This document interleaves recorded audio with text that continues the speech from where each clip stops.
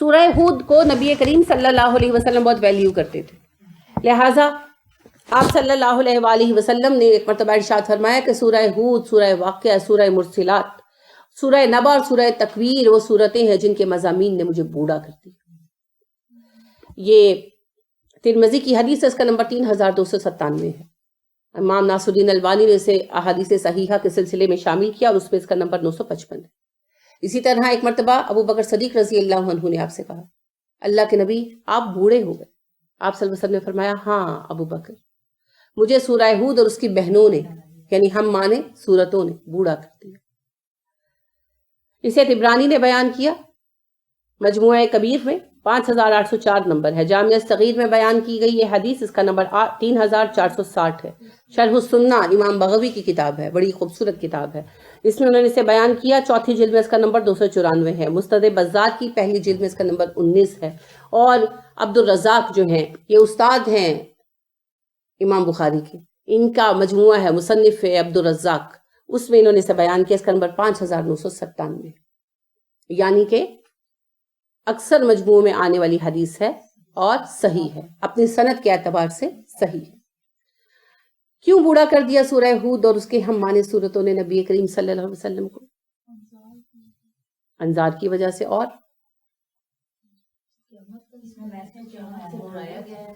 قیامت کے مناظر کی وجہ سے، اور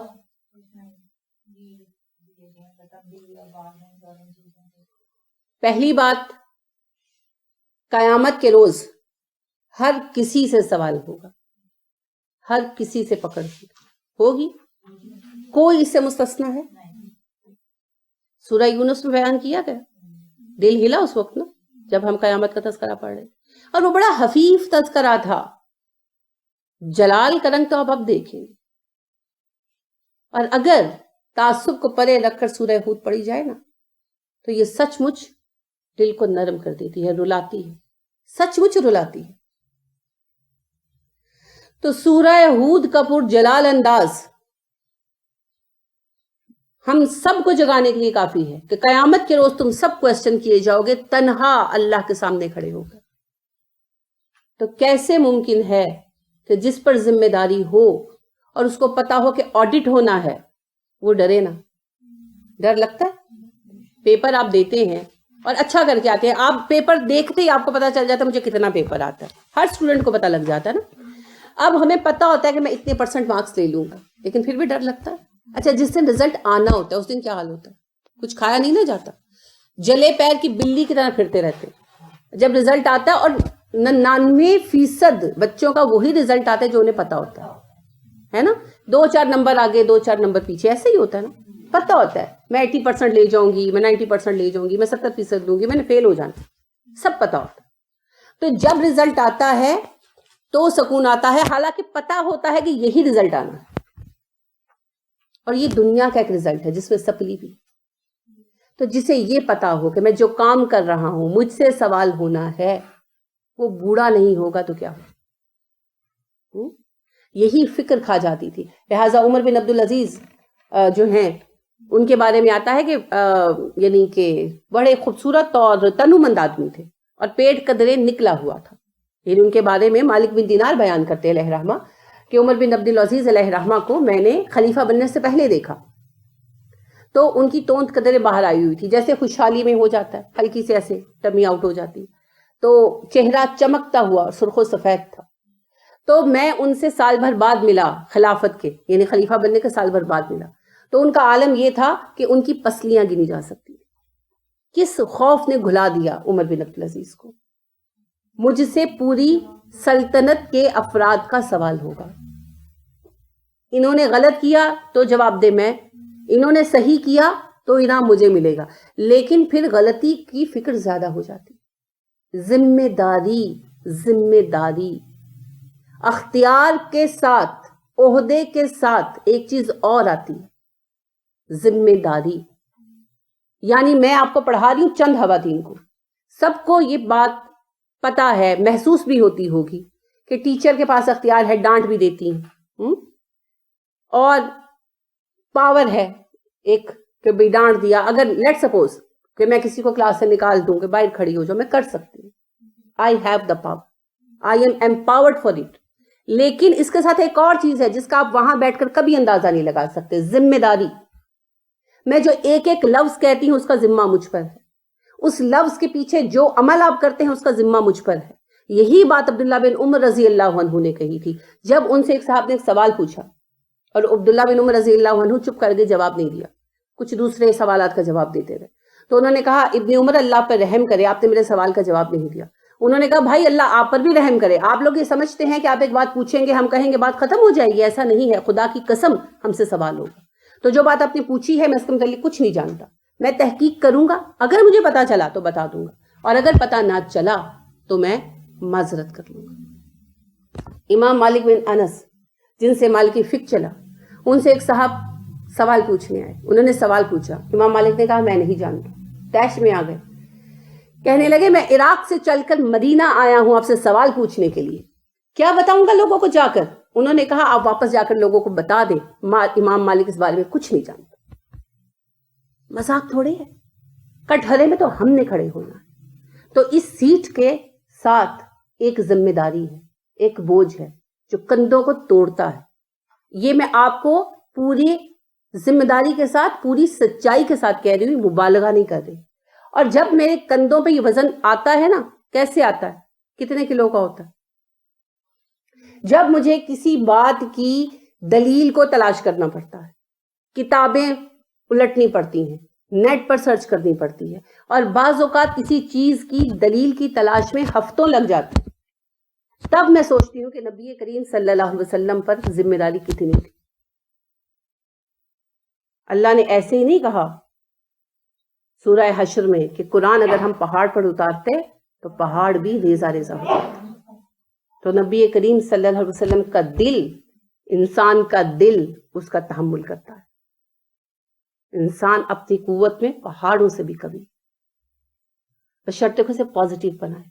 अब सोचें नबी करीम सल्लल्लाहु अलैहि वसल्लम पर कैसी जिम्मेदारी थी. अब सोचें सहाबाए कराम रजी अल्लाह अन्हुम अलैहिम अजमईन पर कैसी जिम्मेदारी थी, जिसे उन्होंने इतनी दयानत से निभाया, इतनी दयानत से निभाया कि आज हम उनके साथ वफा करते करते मिट्टी में भी मिल जाएं तो हम उनके एहसान का बदला नहीं चुका सकते. एक सहाबी के एहसान का बदला नहीं चुका सकते. जिस दयानत के साथ उन्होंने इल्म हम तक पहुंचाया, यानी आप यकीन करें कि कुर्बान हो जाने को दिल चाहता है, कुर्बान हो जाने को दिल चाहता है.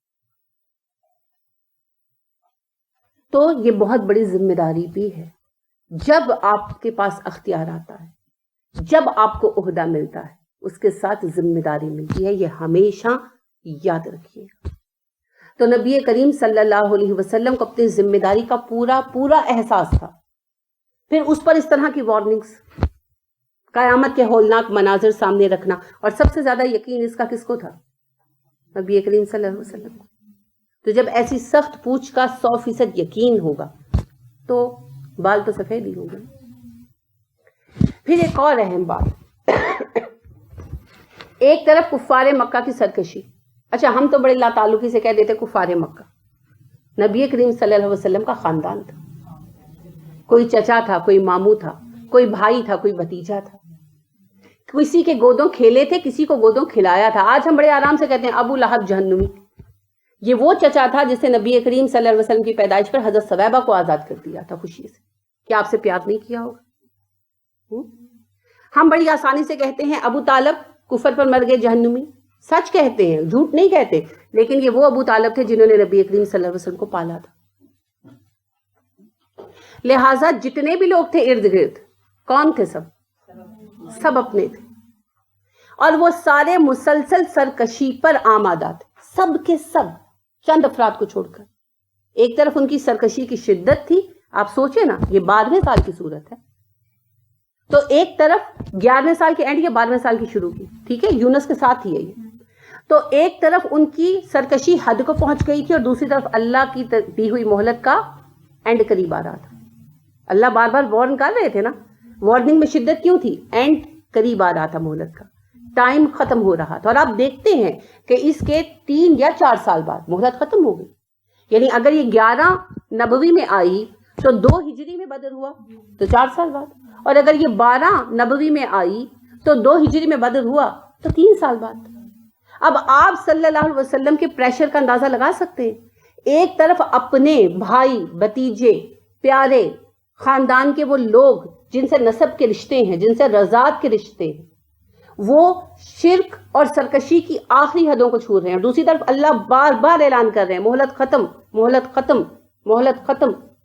آپ صلی اللہ علیہ وسلم کی دل کی کیفیت جان سکتے ہیں؟ ہمارا ایک بچہ تباہی کی طرف جا رہا ہو نا، نشے میں یا کسی چیز میں، کیا کیفیت ہوتی ہے دل کی؟ قانون کی پکڑ میں چلا جائے کسی وجہ سے، چھوٹی سی وجہ ہو، جیسے گڈی اڑانے چڑھ گئے چھت پر، آپ کو پتہ ہے لیگلی منع ہے، پولیس والے پکڑ کے لے جائیں، کیا حال ہوتا ہے نا. کھانا پینا نہیں کھایا جاتا، ہوتا ہے ایسا کہ نہیں ہوتا؟ ہمارے ساتھ ایسا ہوا، رمضان تھا، میری شادی سے پہلے کی بات ہے، رمضان تھا، سب افطار کے لیے بیٹھے تھے، میری خالہ وغیرہ مدعو تھے، ہم سب افطار کے لیے بیٹھے تھے، اور بس افطار کا یعنی ہونے والا تھا ٹائم، اب دسترخوان پر بیٹھے تھے. تو میرے بھائی کسی کام سے چھت پر گئے، تو ساتھ والے بچے گڈی اڑا رہے تھے، پتنگ اڑا رہے تھے، اور عین اس وقت آ کر پولیس والوں نے پکڑ لیا.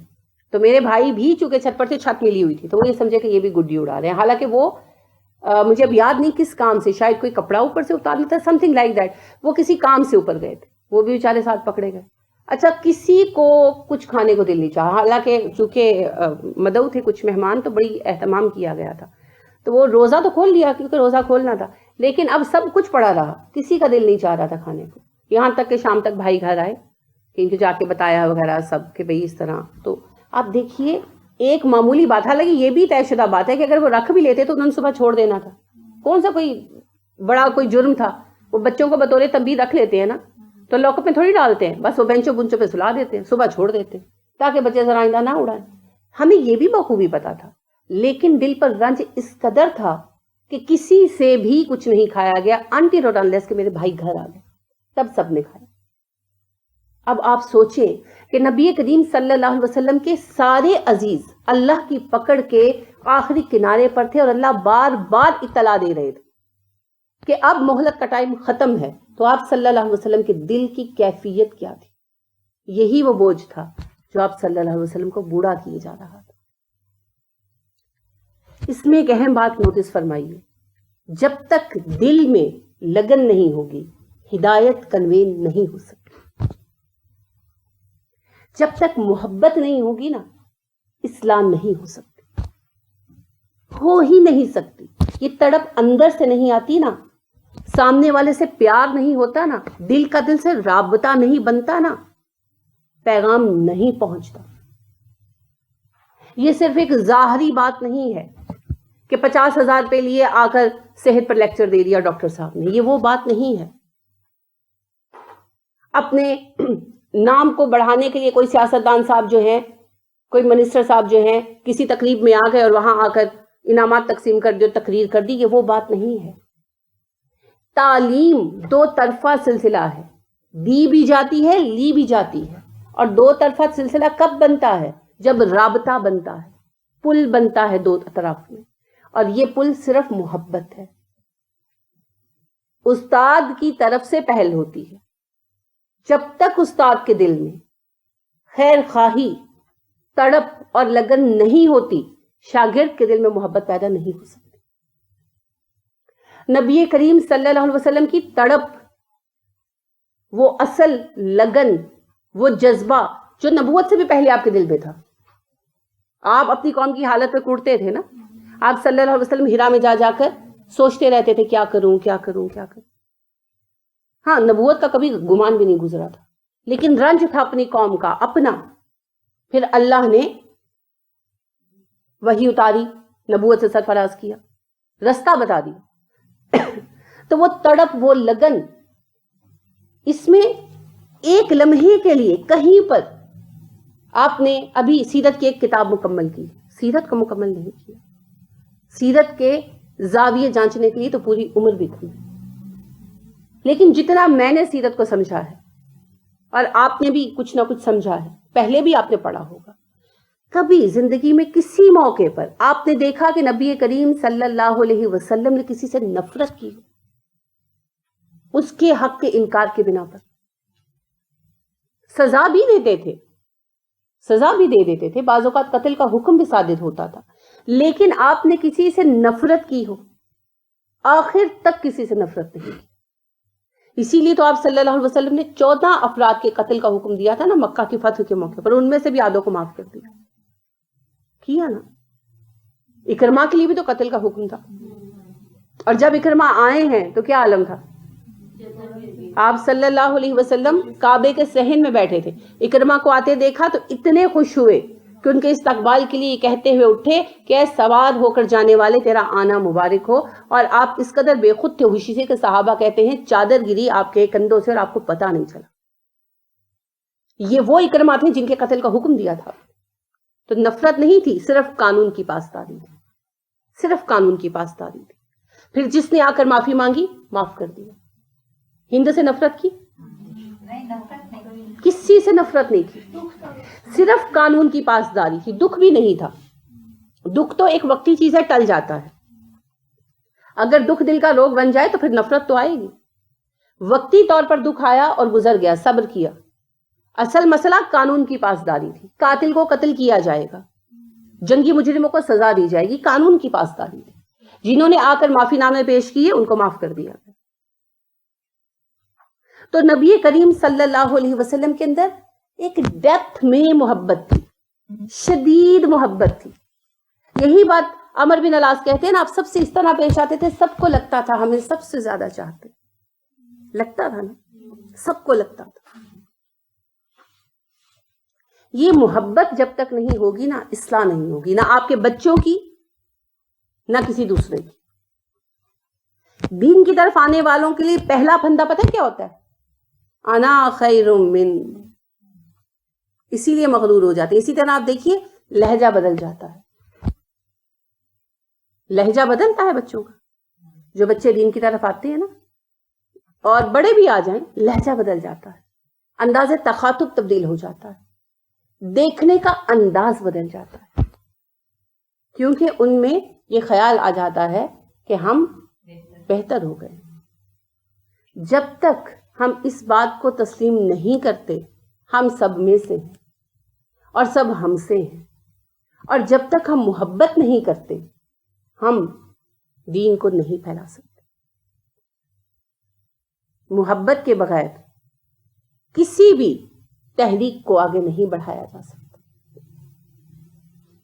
اقبال سچ کہتے ہیں، نگاہ بلند سخن دل نواز جاں پرسوز. یہی ہے رخت سفر میرے کارواں کے لیے. جاں پرسوز کیا ہوتی؟ دوسروں کے دکھ میں تڑپنا. لہذا خندق کے موقع پر نبی کریم صلی اللہ علیہ وسلم خود بھی کام کر رہے تھے، زخم کھا رہے تھے، مگر صحابہ مورچوں پر تھے. تو مورچوں پر آپ صلی اللہ علیہ وسلم پھرتے رہتے تھے، اور صحابہ جو زخمی ہوتے تھے نا اپنے ہاتھوں سے ان کی مرہم پٹی کرتے تھے. کیوں؟ دوسرے صحابہ موجود نہیں تھے. لیکن آپ سوچیں کہ جس کے زخم پر آپ صلی اللہ علیہ وسلم مرہم لگائیں گے اس کو خوشی کتنی ہوگی، ہے نا؟ وہ حوصلہ بڑھانے کے لیے، مورال ہائی رکھنے کے لیے. کیونکہ سردی شدید تھی. مدینے کی سردی سے واسطہ پڑا کسی کا؟ میرا پڑا. اس قدر شدید سردی ہوتی ہے جیسے مری میں ہوتی سردی کے موسم میں، ایسی سردی. اور فجر پڑھنا آزمائش تھا، سیریسلی. تہجد تو چلو کونوں میں پڑھ لیتے تھے نا، فجر تو جماعت سے پڑھنی ہوتی تھی. حج پر جب ہم گئے تو فجر میں دل چاہتا تھا کہ بس امام صاحب نماز پڑھا ہی دیں، اب لمبی کیوں کر رہے ہیں. سیریسلی بہت مشکل نماز ہوتی تھی فجر کی، شدید سردی. اور اب آپ کو پتا ہے ہیٹر چل رہے ہیں، کتنا کچھ انتظامات ہیں. اس وقت میں اور پھر مسجد میں نہیں بیٹھے تھے، مورچوں میں بیٹھے تھے، بنکرز میں بیٹھے تھے. ایسی شدید سردی. اور پھر سردی کو روکنے والی چیز کیا ہے؟ غذا. آپ کو ٹھنڈ لگ رہی ہے، آپ 2 انڈے ابال کے کھا لیں، ٹھنڈ ختم. یخنی کا کپ پی لیں، ٹھنڈ ختم. کیا میسر تھا صحابہ کو؟ فاقوں پر فاقے. یعنی آپ نے اگر کھانا ایک ٹائم کا سکپ کیا سردی میں کسی بھی ریزن سے تو ہاتھ پیر ٹھنڈے ہونے شروع ہو جاتے ہیں، سردی بڑھ جاتی ہے. آپ آ کر کافی کا ایک کپ پیتے ہیں نا گرم گرم، یا چائے کا، تو آپ وارم اپ ہو جاتے ہیں، رائٹ؟ تو آپ دیکھیے صحابہ شدید سردی تھی اس کا سامنا کر رہے تھے بھوک کے ساتھ، اور پھر اس پر جنگ بھی مسلط تھی. اور جو گھر والے پیچھے تھے ان کا بھی خوف تھا، ان پر حملے کا بھی ڈر تھا. ان سارے خوفوں کے اندر ضرورت تھی حوصلہ بلند رکھنے، اور اس کا مرکز امید کون تھے؟ نبی صلی اللہ علیہ وسلم. کیسے حوصلہ بڑھایا؟ پیار سے, کسی کو ملامت نہیں کیا, کسی کو ڈانٹا ڈپٹا نہیں, اور آپ خود مسلسل متحرک رہے, سب کی فکر تھی. لہٰذا جب جابر بن عبداللہ نے آ کر کھانے کی دعوت دی تو کھانا کھانے نہیں چلے گئے, سب کو لے کر گئے, ہے نا. یہ ہوتا ہے امیر, سب کی فکر کرنے والا, سب کے ساتھ رہنے والا. مالک بن دینار کے 2 اسٹوڈنٹس تھے, تو وہ سفر پر نکلے, ساتھ مالک بھی تھے. تو انہوں نے مدینہ سے نکلے, مکہ جانا تھا, پیدل سفر پہ نکلے, سواری نہیں تھی اس ٹائم ان کے پاس. تو مالک بن دینار نے کہا اللہ کے نبی صلی اللہ علیہ وسلم نے حکم دیا ہے کہ 2 سے زیادہ لوگ جب راستے میں نکلے سفر پر تو ایک کو امیر بنائیں. تو انہوں نے کہا جی ہم آپ کو امیر بناتے ہیں. تو وہ کہتے ہیں کہ ہم ان کو امیر بنا کر پچھتائے. کیوں؟ وہ اتنا خیال کرتے تھے کہ وہ عاجز آ جاتے تھے, یعنی ان کو کوئی کام نہیں کرنے دیتے تھے کہ میں امیر ہوں, میری تمہاری خدمت میرا ذمہ. پانی پینے اٹھ رہے ہیں, نہیں پانی لا کے دے رہے. کہتے ایک دن بارش ہو گئی, شدید بارش ہوئی, یہ ہمارے سروں پر کپڑا تان کے کھڑے رہے, خود بھیگتے رہے. ہم کہتے رہے کہ آپ ہمارے ٹیچر ہیں, ہم پر نہ اس طرح کریں, مگر وہ کہیں نہیں میں تمہارا امیر ہوں, تمہارا خیال رکھنا میری ذمہ داری, تمہیں بیمار نہیں پڑنا چاہیے. ایسے صفات پیدا ہوئی. کیسے؟ نبی کریم صلی اللہ علیہ وسلم نے اپنے صحابہ کو ٹیچ کیا, صحابہ نے اپنے اسٹوڈنٹس کو ٹیچ کیا, کیونکہ مالک بن دینار تابعی ہے. تو انہوں نے صحابہ سے سیکھا, صحابہ ان کے ساتھ ایسے ہی پیش آتے ہوں گے, تو صحابہ سے سیکھ کر آگے کنوے کیا. ٹھیک ہے, تو دین کا کام ایسی تڑپ کے بغیر نہیں ہو سکتا. ہم دیکھتے ہیں نبی کریم صلی اللہ علیہ وسلم ہجرت کے سفر میں جب نکلے, آپ صلی اللہ علیہ وسلم تھے, آپ کے ساتھ ابو بکر تھے, عامر بن فہیرہ تھے رضی اللہ عنہما, اور ساتھ عبداللہ بن عریق تھا جو کہ رہنما تھا, ہادی تھا. تو یہ جب ام معبد کے خیمے میں پہنچے اور ام معبد سے دودھ مانگا تو انہوں نے کہا کہ جی دودھ تو ہے نہیں. تو بکری پہ آپ نے ہاتھ پھیرا اور اس کے تھنوں سے دودھ نکلا. سب سے پہلے کس کو دیا؟ ام معبد کو, پھر اس کے بعد ابو بکر کو, سب کو ایک ایک کر کے دیا. اور ابو بکر صدیق رضی اللہ عنہ نے کہا کہ پہلے آپ پئیں. آپ نے کہا نہیں, پلانے والا اینڈ پہ پیتا. یہ ہے محبت, یہ ہے خیال. اسی طرح ابو ہریرہ کہتے ہیں کہ نبی کریم صلی اللہ علیہ وسلم مجھے لے کر آئے, بھوکے تھے, لے کر آئے, شکل سے پہچانا, کہا ابو ہریرہ آؤ میرے پاس تمہارے لیے دودھ ہے. لے کر آئے تو ایک پیالہ تھا دودھ کا, تو کہا کہ ایسا کرو کہ سارے جو ہے نا اصحاب صفہ بلا لو. تو کہتے ہیں میں نے دل میں کہا کہ مجھے ہی مل جاتا تو میرا پیٹ بھرتا, سارے اصحاب صفہ کا کیا بنے گا اس پیالے سے, لیکن کہا نہیں, زبان سے, دل میں سوچا, بہرحال بلا لیا. تو آپ نے سب کو دیا, سب باری باری پیتے رہے, دودھ اتنا ہی رہا, یہاں تک کہ ابو ہریرہ کی باری آئی. تو ابو ہریرہ نے پیا. آپ نے کہا ابو ہریرہ اور پیو, کیونکہ آپ کو پتا تھا ان کو شدید بھوک لگی ہوئی ہے. تو پھر پیا. اب آپ نے کہا ابو ہریرہ اور پیو, پھر اور پیا. تو آپ نے کہا اور پیو, تو کہنے لگے کہ نہیں میرا پیٹ بھر گیا, میں اور نہیں پی سکتا. پھر آپ صلی اللہ علیہ وسلم نے خود پیا اور پھر دودھ ختم ہو گیا. اب آپ دیکھیے کہ نبی کریم صلی اللہ علیہ وسلم کو پتا تھا کہ اصحاب صفہ کو کھانا میسر آیا یا نہیں, کچھ پتا نہیں. تو آپ صلی اللہ علیہ وسلم کے پاس کوئی چیز آتی تھی نا, یہ تو خیر ایک معجزہ ہے کہ سب کا پیٹ بھرا, لیکن ہر وقت تو ایسا نہیں ہوتا تھا. لہٰذا آپ کے پاس کوئی چیز تحفہ آتی تھی نا, تو آپ صلی اللہ علیہ وسلم اصحاب صفہ کو بھیجتے تھے. آپ کی پیاری بیٹی فاطمہ آئیں, ابا جی مجھے ایک غلام چاہیے یا ایک کنیز دے دیں. تو آپ نے انکار کر دیا اور کہا یہ نہیں ہو سکتا فاطمہ, تمہیں میں خدمتگار دوں, اصحاب صفہ بھوکوں مرے. اپنی اولاد سے بھی زیادہ عزیز تھی امت. لیڈر میں جب تک یہ محبت, یہ لگن, دل کی یہ تڑپ پیدا نہیں ہوتی, تب تک پیغام کنوے نہیں ہو سکتا. جب تک دل کا دل سے تعلق نہیں جڑے گا, پیغام نہیں پہنچے گا. یہ اس کا میسج ہے. آپ صلی اللہ علیہ وسلم کیوں بوڑھے ہو رہے تھے؟ اس فکر میں کھلے جا رہے تھے کہ اگر میری قوم ہدایت قبول نہیں کرتی, یہ تباہ ہو جائے گی, بے نام و نشان ہو جائے گی. اس تڑپ میں گھلے جا رہے تھے. تو یہ تڑپ چاہیے, اس کے بغیر دین کا کام نہیں ہو سکتا. ٹھیک ہے. پھر اس میں ایک اور اہم بات ہے, ہم بھی اللہ کے پیغام سے سرکشی اختیار کیے بیٹھے. ہمیں کیا پتا ہے ہماری مہلت کب ختم ہونی. 2 مہلتیں ہیں, ایک امت کی, وہ تو ٹھیک ہے قیامت تک چلنی ہے, لیکن زندگی کی مہلت کب ختم ہونی ہے, نسل کی مہلت کب ختم ہونی ہے, who knows, کوئی نہیں جانتا. تو پھر اس سے پہلے کہ مہلت ختم ہو جائے, ہوشیار ہو جائے, کیونکہ اب پچھتائے کیا ہوا جب چڑیاں چگ گئیں کھیت. تو پہلے ہوشیار ہو, پچھتانے سے کچھ نہیں ملتا. پچھتاوا تو جہنم کی ایک سزا ہے. جہنمی پچھتائیں گے نا, ان کی فزیکل تکلیفوں سے بڑی تکلیف یہ دماغی تکلیف ہوگی کہ اس وقت عقل کیوں نہیں اختیار. پچھتاوے سے بڑی کوئی تکلیف نہیں. تو پچھتانے سے کچھ حاصل نہیں ہوگا. آج آج آج سوچنا, آج وقت ہے. اس وقت کے خاتمے سے پہلے ضروری ہے کہ ہم ہوشیار ہو جائیں. ٹھیک ہے. اس کا نام سورہ ہود ہے اس لیے نہیں ہے کہ یہ ہود علیہ السلام کا قصہ ہے, بلکہ اس میں حضرت ہود علیہ السلام کا قصہ بھی آیا ہے. جیسا کہ میں نے بہت آغاز میں عرض کیا تھا کہ سورتوں کے نام ان کے عنوان نہیں ہیں, محض پہچان کے لیے. موضوعات تو وہی ہیں جو میں نے عرض کیا, دعوت, فہمائش اور تنبیہ.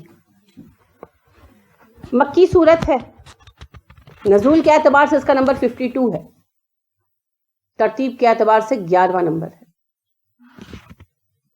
اس میں 123 آیتیں ہیں اور 10 رکوع ہیں. کل ہم اس کو انشاءاللہ شروع کریں گے. آج ہم نے اس کا تعارف اور شان نزول سمجھا. ایک بات میں پھر دہراؤں گی, اس کو کھلے ذہن کے ساتھ پڑھیں گے تو ہدایت کے لیے یہ سنگ میل کی حیثیت رکھتی ہے. ہدایت کے لیے یہ سنگ میل کی حیثیت رکھتی ہے. ابن عباس کہتے ہیں توحید کو جاننے کے لیے اور ایمانیات کو سمجھنے کے لیے ہود کا تفکر کافی ہے.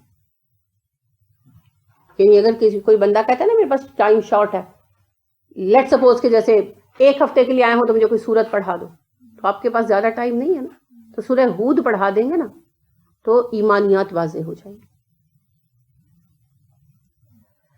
تو سورہ ہود میں ایمانیات کی وضاحت بھی ہے اور دل کی سختی کا علاج بھی, کیونکہ ہم سب کا مرض ایک ہے, دل کی سختی. دل سخت ہو گئے ہمارے گناہوں کے باعث, اور دل کی سختی ایک مرض ہے. رسول اکرم صلی اللہ علیہ وسلم نے ارشاد فرمایا انسان ایک گناہ کرتا ہے تو دل پر ایک سیاہ نقطہ پڑتا ہے, پھر دوسرا, تیسرا, چوتھا, یہاں تک کہ دل سیاہ ہو جاتا ہے. اب یہ سیاہی ایک غلاف ہے, کور ہے. پتیلی جلائی ہے کبھی؟ میں نے تو بہت بار جلائی ہے. پتہ ہے کیا ہوتا ہے, میں کام کرنے بیٹھتی ہوں اور بھول جاتی ہوں, کتاب لے کر بیٹھتی ہوں اور بھول جاتی ہوں, تو تب ہوش آتا ہے جب خوشبو بڑھ گئی ہوتی ہے فضا میں. اچھا, اب وہ جو جلی ہوئی دیگچی ہے اس میں جو کلونج ہو جاتی ہے, سیاہی ہو جاتی ہے, وہ صرف نظر میں ہوتی ہے یا اس کا وجود ہوتا ہے؟ وجود ہوتا ہے نا. That's a layer and that's a hard layer, ہے نا. اچھا, ایک اوپری کلونج ہوتی ہے, وہ ہلکا سا مارنے سے اتر جاتی ہے, سافٹ ہوتی. اور پھر نیچے والی کلونج ہوتی ہے, وہ سیاہی, وہ کالاہٹ, وہ بہت ہارڈ ہوتی ہے. فائن لیئر ہوتی ہے, فائن ہوتی ہے نا, باریک ہوتی ہے بالکل, لیکن انتہائی ہارڈ ہوتی ہے.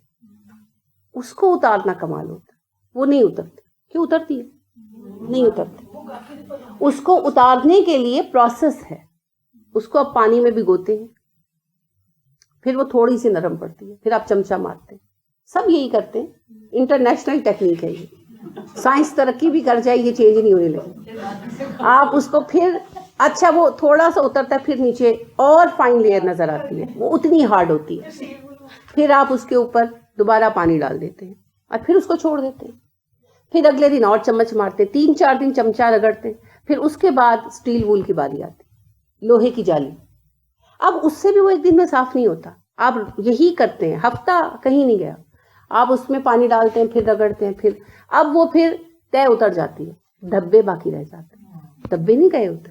پھر اب آپ ویم ڈالتے ہیں اور اسکاچ برائٹ لے کے شروع ہوتے, اور وہ بھی ایک دن میں نہیں جاتے. آپ روز اس کو اس سے رگڑتے ہیں. یعنی وہ پتیلی نہیں بھی گندی ہوتی نا, تو آپ اس سے رگڑتے ہیں, اس کے دھبے تو ہوتے ہے نا. پھر کئی ہفتوں کے بعد جا کر اس کی اصل شکل نظر آتی. اور آپ دیکھیں اسی کے ساتھ وہ ایک سیٹ کی 4-5 پتیلیاں ہوتی ہیں, باقی دیگچیاں ڈل ہو گئی ہوتی ہیں, مگر وہ جو رگڑ کر صاف ہوتی ہے نا, وہ چمچما رہی ہوتی ہے. رائٹ, یہی پروسیس ہے دل کی صفائی کا. جب ہم گناہ کرتے ہیں, ایک نقطہ پڑتا ہے, دوسرا پڑتا ہے, تیسرا پڑتا ہے, ایک فائن لیئر بن جاتی ہے. پھر ہم اور گناہ کرتے جاتے ہیں, وہ لیئر موٹی ہوتی جاتی ہے, ہوتی جاتی ہے, اوپری اوپری اوپری اوپری. دودھ پہ پتیلی پر لیئر کیوں آتی ہیں کلاہٹ کی؟ ایک جیسی کالی سیاہی کیوں نہیں جمتی؟ اس لیے ایک پہلا جب ابال آتا ہے جلنے والا تو ایک لیئر پڑتی ہے, پھر دوسرا ابال آتا ہے, دوسری لیئر پڑتی ہے, پھر تیسرا ابال آتا ہے. وہ لیئرز ہوتی ہیں. لہٰذا وہ اترتا بھی لیئر وائز ہے. دل کے اوپر پہلی لیئر جم گئی, دل کالا ہو گیا, وہ بہت مضبوط اور فائن لیئر ہوتی ہے. پھر دوسری لیئر شروع ہوتی ہے, پھر تیسری لیئر شروع ہوتی ہے, پھر ہمارے اعمال اور عمر کے مطابق لیئرز بنتی جاتی ہے. اب دل اندر گھٹا پڑا ہے, اس کی اصل شکل بھی دکھائی نہیں دے رہی. اب ہمارے پاس وہی پروسیس ہے, ندامت کی آنسوں میں بھگوئیں رات بھر اس کے بغیر کوئی چارہ نہیں, کیونکہ اللہ رب کریم نے کہا میرے بندے وہ ہیں وَيَسْتَغْفِرُونَ بِالْأَسْحَارِ, پچھلی راتوں میں اٹھ کر روتے ہیں. رہ گئی یہ بات کہ ہم سے اٹھا نہیں جاتا, جس سے تڑپ لگی ہو اس کو نیند نہیں آتی. یہ حقیقت. لہذا شفیق الرحمان شفیق مزاح نگار ہیں, تو مزاحیہ جملہ لکھتے ہیں کہ راتوں کو یا الو جاگتے ہیں یا عاشق. لگن لگی ہوتی ہے نا دل کو, صحیح یا غلط کی بحث نہیں ہے میں اس وقت کر رہی. اور نبی کریم صلی اللہ علیہ وسلم نے کہا میں نے کسی جنت کے طلبگار کو پوری رات سوئے ہوئے نہیں دیکھا, اور میں نے کسی جہنم سے بچنے کے فکر مند کو پوری رات سوتے ہوئے نہیں دیکھا. اور نبی کریم صلی اللہ علیہ وسلم پر نبوت کی ذمہ داری آنے کے بعد تیسری وحی کیا آئی تھی؟ اے نبی اٹھ جائیے, یا ایھا المزمل قم فانذر. تو یہ پھر سارا آپ کو پتا ہے حکم چلا. اللہ رب کریم نے حکم دیا کہ اے نبی صلی اللہ علیہ وسلم, نہیں یا ایھا المزمل کے بعد قم فانذر نہیں, وہ سورہ مدثر کی آیت ہے, وہ مدثر کی آیت. جی قم اللیل الا قلیلا نصفہ او انقص, کہ اے نبی صلی اللہ علیہ وسلم رات کے وقت آپ اٹھیں اور آدھی رات یا اس سے کچھ زیادہ یا اس سے کم نماز پڑھیں. کیوں؟ اب ہم آپ پر ایک بھاری ذمہ داری ڈالنے والے. تو جب دین کی طرف متوجہ ہونا ہے تو اللہ کے ساتھ تنہائی کا کوالٹی ٹائم دینا پڑے گا. یہ کوالٹی ٹائم رات کے پچھلے پہر ہی میسر آتا ہے, جب انسان ٹوٹل فریش ہوتا ہے اور ٹوٹل تنہا ہوتا ہے. اس وقت اللہ کریم سے رابطہ قائم کریں اور اللہ سے اپنی بات کہیں. تو پھر معافی کسی سے مانگنی ہوتی ہے تو وہ بھی راز و نیاز ہے نا. تنہائی میں بیٹھ کر, اکیلے میں بیٹھ کر باتیں کلیئر ہوتی ہیں, مجمع میں بیٹھ کر تو جھگڑے ہو سکتے ہیں بس. تو پھر اللہ کریم سے اس وقت بیٹھ کر بات کرنا. اسی لیے اللہ نے فرمایا میرے بندے ہیں وَيَسْتَغْفِرُونَ بِالْأَسْحَارِ, ساری نیکیوں کے بعد پچھلے پہر اٹھ کر مجھ سے معافیاں مانگتے ہیں. تو آنسوؤں کے پانی میں ڈبوئیں دل کو, پھر اسے کھرچ کر صاف کریں. کیسے؟ استغفار کر کے اور اپنے اعمال درست کر کے.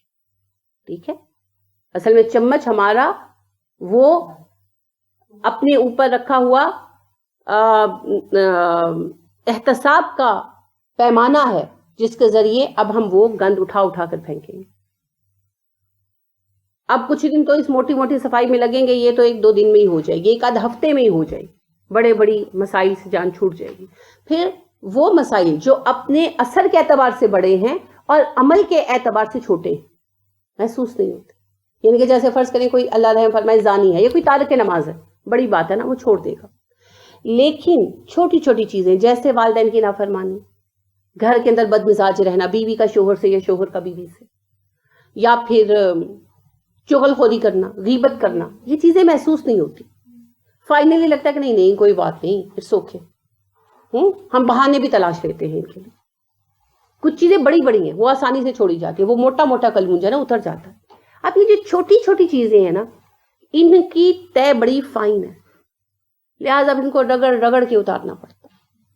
روز بھگو روز رگڑو, روز بھگو روز رگڑو. اب یہ اپنے اعمال کی نوعیت پر ہے. سیریسلی جیسے آپ دیکھیں ہانڈی جلی ہو تو پتیلی جلدی صاف ہوتی ہے, مجھے اس کا بہت ایکسپیرینس ہے. دودھ جلا ہو تو پتیلی بہت مشکل سے صاف ہوتی ہے, اور اگر چائے جلی ہو تو اور مصیبت ہو جاتی ہے.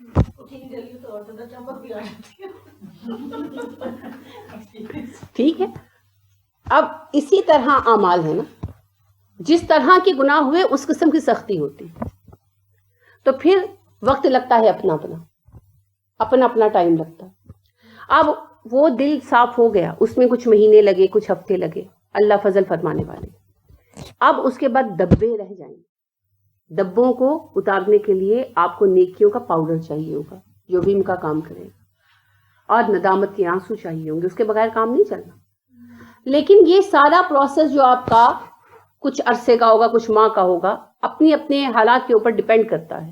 اس میں ماحول کا بھی حصہ ہوتا ہے، اس میں ارد گرد والوں کا بھی حصہ ہوتا ہے، قرآن کلاس سے مستقل جڑ گئے ہیں یا کہ کبھی کبھار کا آنا ہے، اس کا بھی حصہ ہے. سب چیزیں، حالات، سب کچھ ایڈ کرتا ہے اس کے اندر. تو وہ سب کچھ مل کر جب آپ کا دل ایک دفعہ صاف ہو جائے گا تو دوسروں کے دل سے زیادہ جگمگائے. فیشیل کیوں کراتے ہیں آپ؟ کیوں چمکتا ہے؟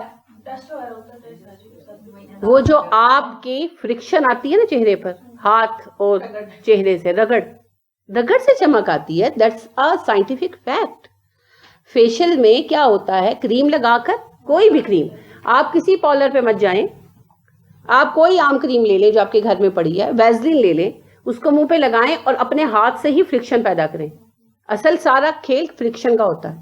اپنے ہاتھ سے آپ تھوڑی دیر میں تھک جاتے ہیں، وہ دوسرے کے ہاتھ ہوتے ہیں، اینگل صحیح ہوتا ہے تو وہ گھنٹہ گھنٹہ لگا دیتی ہیں. آپ دیکھیں جو کوالٹی ٹائم دیتی ہے نا پارلرز کی خواتین، ان کے فیشیل زیادہ نکھرتے ہیں، زیادہ چمک آتی ہے. اچھا وہ ناک کے اوپر بہت زور دیتے ہیں، آپ نے نوٹس کیا ہوگا، تو ناک خوب بلش کرتا ہے، تو وہ لگتا ہے کہ بہت ہی نکھار آیا ہے. سب فرکشن کا چکر ہے، سب فرکشن کا چکر ہے. اچھا آپ پتیلی کو ویسے دھوتے ہیں، صابن کے ساتھ صاف ہو جاتی ہے، چمک نہیں آتی. آپ اسکاچ برائٹ مارتے ہیں تو چمک آتی ہے. اور اگر آپ ویم ڈال کر اس کو ملتے ہیں تو پھر تو وہ لش لش کرتی ہے. کیا ہے؟ فرکشن. تو یہی رگڑ دل کو بھی چمکائے گی اور پھر دل بھی ویسے ہی لش لش کرے گا جیسے آپ کی ویم سے مانجی ہوئی پتیلی کرتی ہے. تو وہ کلونج اترنے کے بعد، داغ اترنے کے بعد وہ دل کی شائن آپ کو بھی جگمگائے گی، کیونکہ یہی تو نور ہے، یہی تو نور ہے. فزیکلی نور تھوڑا بن جائیں گے، دل کے اندر جگمگاہٹ آ جائے گی، نور اتر آئے گا. لیکن ہر چیز کی قیمت ہوتی ہے.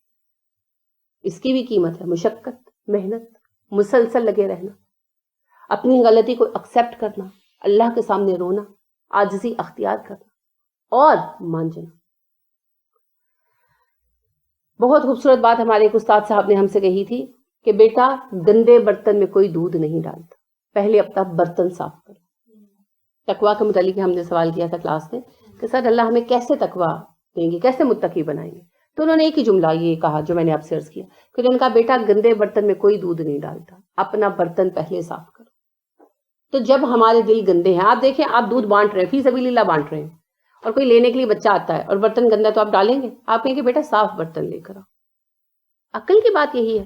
ہم جاتے ہیں اللہ جی ہمیں یہ دے دے وہ دے دے، اللہ کہتے اچھا پہلے اوقات تو پیدا کرو، پہلے دل تو صاف کرو، میں تمہیں تقویٰ دوں گا، میں تمہیں نور دوں گا، میں تمہیں سب کچھ دوں گا، لیکن پہلے تزکیہ نفس کرو. اسی لیے اللہ نے کہا، آپ نے کل پڑھا، جو ہدایت کو پاتا ہے اپنے لیے پاتا ہے. پھر اللہ رب کریم نے فرمایا وَمَن تَزَكَّىٰ فَمَن شَاءَ، جو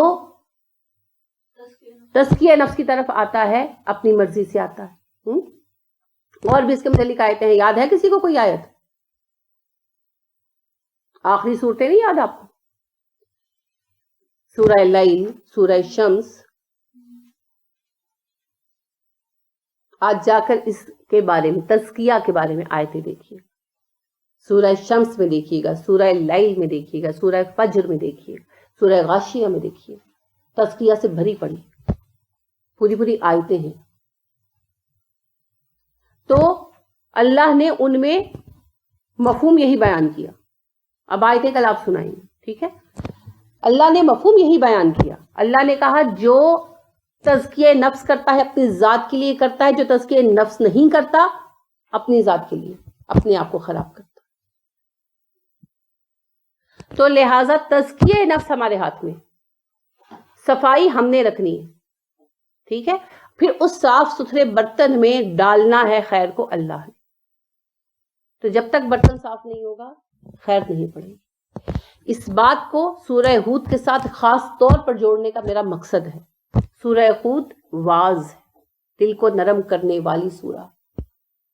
اب کچھ کام ہمیں کرنا ہوگا. پانی پڑتا ہے، زمین نرم ہوتی ہے تو بس فصل لگا دیتے ہیں، بیج ڈال دیتے ہیں، ہل چلاتے ہیں اور اس میں سے پتھر کنکر چن لیتے ہیں، تب جا کر بیج ڈالتے ہیں. سورہ ہود وہ بارش ہے جو آپ کے دل کو نرم کرے گی، لیکن ہل ہم نے چلانا ہے. پتھر کنکر ہم نے چننے. دل میں ہدایت کا پودا لگنا اور زمین میں فصل لگنا یہ یکساں عمل ہے. اسی لیے قرآن نے کامیابی کے لیے فلاح کا لفظ استعمال کیا اور کسان کو بھی فلاح کہتے ہیں. ٹھیک ہے. فلاح کا اصل مطلب ہوتا ہے پھاڑ دینا. تو کسان زمین کو مٹی کو پھاڑتا ہے, پھر اس میں سے کنکر پتھر چنتا ہے, پھر اس میں بیج ڈالتا ہے, تب فصل باریاب ہوتی ہے. اگر خالی پانی ڈال کر فصل کا بیج ڈال دیں گے, کچھ اگے گی کچھ نہیں اگے گی. جسے پتھر ملیں گے راہ میں وہ اٹک جائے گا پودا, اور جسے زرخیز زمین مل جائے گی وہ نکل آئے گا. تو ہمیں اپنے دل کی آبیاری تو سورہ ہود کے ذریعے ملے گی. اب زمین کی دیکھ بھال, دل کی زمین کی دیکھ بھال وہ ساتھ ساتھ ہمیں خود کرنی ہے. اللہ کے فضل سے سورہ ہود عین اس وقت آئی ہے جب رمضان ہمارے قریب ہے نا. آپ چاہیں تو آپ دوہرا فائدہ اٹھا سکتے. سورہ ہود تو پڑھنی ہے, وہ تو لیسن ہے, لیکن اس کے ساتھ آپ وہ تزکیہ نفس پا سکتے ہیں جو رمضان کے فائدے کے لیے ضروری ہے. But it all depends on you people. میں نے کنوے کرنا ہے, دینا ہے, لینا ہر کسی نے اپنے ظرف کے مطابق. میں پھر وہی مثال دوں گی. اگر آپ دودھ کی سبیل لگا کر کھڑے ہیں اور بانٹ رہے ہیں, سب کو دے رہے ہیں, کوئی فرق نہیں کر رہے, مگر اتنا ہی دیں گے نا جتنا پانڈا ہوگا, برتن ہوگا. جو گلاس لایا ہے وہ گلاس لے کر جائے گا, جو کولر لایا ہے وہ کولر لے کر جائے گا, جو ڈرم لے آیا ہے وہ ڈرم لے کر جائے گا. اپنی اپنی توفیق. تو سورہ ہود وہ آبیاری ہے, وہ بارش ہے جو دلوں کو نرم کرتی. لیکن تزکیہ کی شرائط کے لیے صفائی اور ہل چلانے کا کام آپ کو کرنا ہے. بیج ڈالنا میرا کام, وہ میں ڈالوں گی, اور فصل جو ہوگی وہ آپ خود دیکھیں. اگر آپ نے اس کا حق ادا کیا یا ادا کرنے کی کوشش کی, کیونکہ حق کوئی ادا نہیں کر سکتا, اگر اس کا حق ادا کرنے کی کوشش بھی سنجیدگی کے ساتھ کی, تو رمضان میں آپ کو تزکیہ کا لطف ملنا میری گارنٹی. اس کی شرائط ہے. پہلی, چھٹی نہیں فرمانی, لیٹ نہیں آنا. سارے زمانے کے کام ہوتے ہیں, پتہ نہیں قرآن کلاس سے آپ لوگ کیوں چھٹی کرتے ہیں. لہٰذا چھٹی نہیں کرنی, دیر سے نہیں آنا. جو سبق یہاں پڑھنا ہے اسے گھر جا کر دیکھنا ہے تفکر کے ساتھ, اور اس کے جو اہم پوائنٹ سمجھ آئے ان کو ایک ایک لائن نمبر ڈال کر لکھنا ہے کہ آج کے سبق میں مجھے یہ بات سمجھ آئی, اور اگلے دن میں اس کو پوچھوں. اگر کسی دن مجھے ٹائم نہیں بھی ملتا تو آپ نے کام چھوڑنا نہیں ہے, اس کو پینڈنگ نہیں کرنا. ٹھیک ہے. اور ایک آخری کام, آپ نے دعا کرنی کہ اللہ سورہ ہود سے ہمیں وہ نفع دے جو نفع ہمارے نبی صلی اللہ علیہ وسلم کو سورہ ہود اور اس کی ہم معنی صورتوں سے ملا. باقی ظرف اپنا اپنا ہے, اوقات اپنی اپنی, دامن پھیلانا ہم سب پر شرط. تو مجھے دلی خوشی ہے, یقین کیجیے میں آج صبح اسی بات کے لیے اللہ کی شکر گزار ہو رہی تھی کہ اللہ نے خود بخود یہ ٹائم ٹیبل سیٹ کیا کہ عین رمضان سے پہلے ہمیں سورہ ہود سے نوازا. میرے نزدیک یہ ایک بہت بڑی سعادت کی دلیل ہے. کیا کہتے ہیں اسے, کیا کہتے ہیں اسے؟ نبی اکرم صلی اللہ علیہ وسلم کیا لیا کرتے تھے؟ اچھی فال, نیک فال. آپ بدفالی نہیں لیتے تھے اور نیک فال لیتے تھے. تو رجب کے شروع سے ہی نبی اکرم صلی اللہ علیہ وسلم دعا کیا کرتے تھے رمضان کی برکتوں کے حصول کے لیے. ان کے کتبے میں نے بھی کی اور کر رہی ہوں, اور میں سمجھتی ہوں یہ اس دعا کی قبولیت ہے. میں یہ سمجھتی ہوں, اور میں سمجھتی ہوں رمضان کے لیے یہ ایک نیک فال ہے کہ ہمیں عین رمضان سے پہلے ہود جیسی سورہ ملی جو واز کے موضوع پر پہلی سورت ہے اور انتہائی پر اثر سورت ہے اور دلوں کو نرم کر دینے والی سورت. اب ہم اس سے اگر فائدہ نہ اٹھائیں تو یہ پھر ہماری کمی ہے, ہماری کوتاہی ہے, ہماری نالائکی. تو ہمیں نالائق نہیں بننا, ہمیں کوتاہ نہیں بننا. ہمیں کیا کرنا ہے؟ اس سے فائدہ اٹھانا ہے. ٹھیک ہے. جنہوں نے حج پر جانا ہے وہ بھی اس کا پورا پورا استحضار کرنے کی کوشش کریں, کیونکہ حج دل کے جھکاؤ کا نام ہے. کام تو سارے کر لیتے ہیں, پھر کچھ کا حج مبرور ہے, کچھ کا نہیں ہے. تو حج مبرور کے لیے دل میں تقوی لے کر جانا ضروری ہے. اللہ نے کہا نا خیر الزاد التقوی, سب سے اچھا سامان سفر وہ ہے جو تم تقوی باندھ کر لے کر جاتے ہو. کتنا کلو تقوی لے کر جائیں گے بھائی؟ وہ تو دل کا خزانہ ہے، وہ ناپا نہیں جاتا، وہ تولا نہیں جاتا دنیا میں، مگر نامہ اعمال میں تلے گا. ٹھیک ہے، تو لہٰذا اس کو بہت قیمتی سمجھ کر پڑھنا ہے. یہ آپ کے دنیا کے حالات کو بھی بدلنے میں فائدہ دے گی، آپ کے اعمال کی حالت کو بھی بدلنے میں فائدہ دے گی، اور نامہ اعمال میں اس کا بھی وزن ہوگا، اس وقت کا بھی وزن ہوگا، اور اس کی جو برکات حاصل ہوں گی ان برکات کا بھی وزن ہوگا.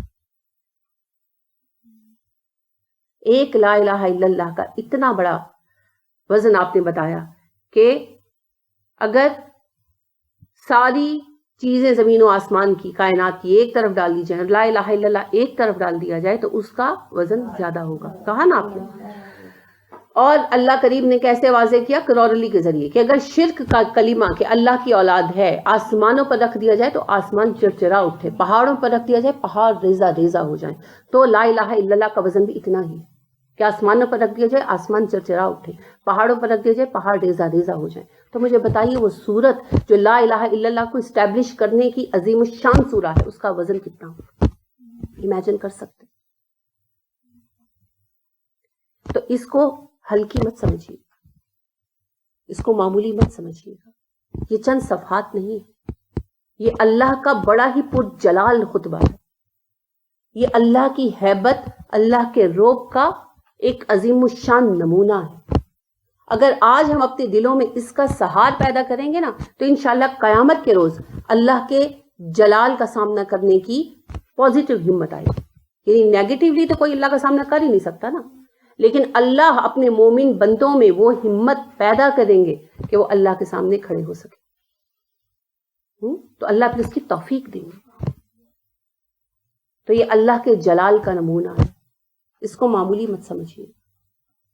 اللہ رب کریم سے میری دلی طور پر دعا ہے جو میں آج صبح سے مانگ رہی ہوں، ابھی بھی ہے، کہ اللہ مجھے، آپ کو، ہم سب کو سورہ ہود کے ان تمام نفعوں سے فیض یاب ہونے کی توفیق عطا فرمائے جو اس سورت کے ایک ایک حرف میں موجود ہے، اور جن سے نبی کریم صلی اللہ علیہ وسلم اس طرح سیراب ہوتے تھے کہ آپ صلی اللہ علیہ وسلم کا دل نرم پڑ جاتا تھا اور آپ روتے تھے. آپ نے کہا کہ مجھے سورہ ہود رلاتی ہے. اللہ ہمیں بھی وہ رونے والی آنکھیں، وہ دکھنے والا دل عطا کرے جو ہمیں اللہ کے خوف سے رونے والا بنا دے. اور یاد رکھیے رسول اکرم صلی اللہ علیہ وسلم نے فرمایا 2 آنکھوں کو جہنم کی آگ نہیں چھوئے گی، ایک جو اللہ کی راہ میں پہرا دیتے ہوئے جاگی، اور دوسری جو تنہائی میں اللہ کے خوف سے روتی. تو کتنا اچھا ہو کہ اگر ہم سورہ ہود پڑھیں، سمجھیں، اور جب ہم اپنے گھروں میں جا کر اس کا مطالعہ تنہائی میں کریں تو اللہ کے جلال کو محسوس کرتے ہوں. تو اس کے لیے کوشش کریں، سب نے کرنی، اس عزم کے ساتھ اس سورہ کو شروع کرنا ہے. ٹھیک ہے، چلیے. سبحانک اللہم و بحمدک ونشہد ان لا الہ الا انت ونستغفرک ونتوب الیک. آمین.